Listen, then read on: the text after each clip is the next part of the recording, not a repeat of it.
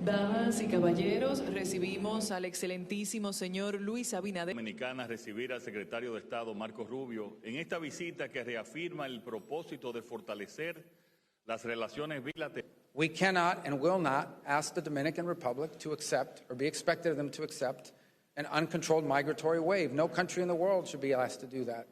Hemos hablado sobre la crisis en Haití, una situación que requiere una respuesta coordinada y solidaria de toda la comunidad internacional. Hemos reiterado que no existe una solución dominicana a la crisis haitiana.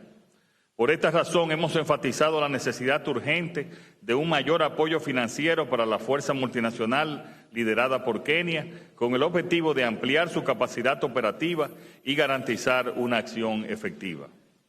Today, I'll sign a waiver of our programs, our foreign aid programs that work in conjunction with our partners here that have been successful, so those successes can continue, and we're going to look for opportunities to expand upon those programs by making available new technologies that will allow them to even be more effective in stopping these drugs. This is an example of the kinds of programs that make America safer and stronger. Hello? Yeah, okay. I'm not confused about Panama.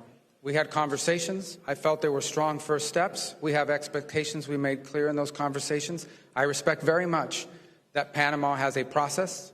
They're a democratically elected government. They have rules. They have laws. They're going to follow their process. But our expectations remain the same. In particular on that, I would just say that the United States has a treaty obligation to protect the Panama Canal if it comes under attack.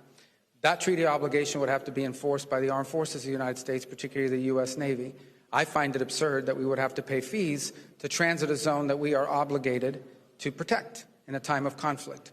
Those are our expectations. They were clear. They were clearly understood in those conversations. But I respect very much the fact that Panama has a process of laws and procedures that they need to follow as it relates to the Panamanian Canal authorities. We'll allow them to work through those processes. We intend to make it amicable the way our visits were. Is that people were given 30 days that we would help bring them home if they so desired during that 30-day period. And at the same time, the expectation, as I said, that if they have a special condition or something's going on, we didn't list them all, but we're willing to listen to those. We're not trying to be disruptive to people's personal lives. We're not being punitive here. But this is the only way we've been able to get cooperation from USAID. I had preferred not to do it this way. And of course, the opportunity for nearshoring, which we all talk about, bringing important and key industries closer to the United States into our hemisphere, and the opportunity to do that in particular with things like semiconductors. The Dominican Republic has expressed an interest in being a leader and a hub for semiconductor development, and that's something we hope that we can continue to contribute towards and be helpful.